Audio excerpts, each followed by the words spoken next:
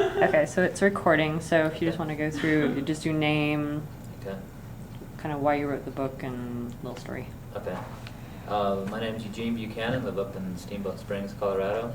Back in 1992, we won a grant, the first ever river-oriented grant from W.L. Gore and Associates, the Shipton Tillman grant, awarded to small teams of adventurers to go out and do an expedition, kind of unencumbered by big,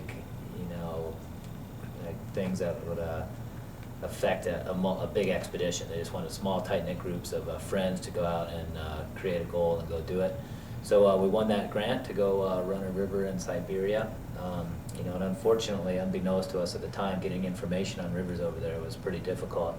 And we didn't end up doing the river that we thought we would. Our original proposal was for a river called the Manuska that we had heard of from a few different folks, but further research kind of showed that didn't really exist. So came up with a different plan, Plan B, to go raft a river called the Kalar over by Lake Baikal, about a 3-week trip on a homemade cataract we were going to bring over, specialized lightweight pontoons, and then hook up with these Russians who we heard made these breakdown whitewater kayaks that could handle up to class 3-4 whitewater. So that was our plan, and it all kind of changed to Plan C once we got in Moscow, and ran into this group of Latvians that had caught wind of our adventure, and our other contacts who were going to join us on the Kalar trip were stuck across the Black Sea and weren't going to be home for a month, so the Latvians said, "Come with us on the real river." And we joined them, took the train with them to Barnoul for about 3 days, and then tried calling our contacts again. They still weren't back, and so we ended up having to switch gears yet again, and we ended up doing a river called the Bashkaus, which is the hardest whitewater river in the former Soviet Union, with this band of 10 Latvians known as Team Kaukas. And there's 4 of us along, 4 Americans, myself, Bruce Edgerly, Van Womble, and Ben Hammond, all friends from the U.S. here, all kayakers and rafters.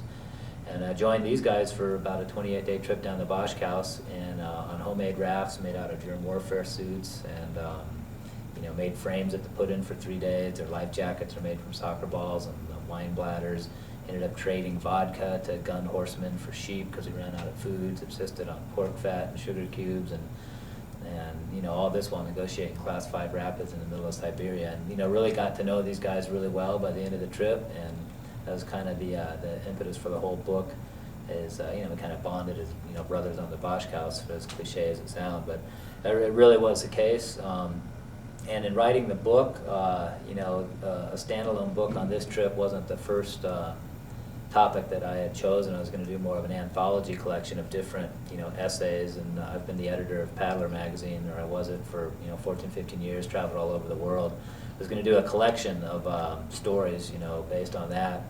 And in shopping it around to some publishers, they said, "Hey, the collections don't sell that well. Why don't you go ahead and just focus just on this trip? That's great enough for a standalone." So that's what I did, expanded a little bit, and that's kind of the end result of it.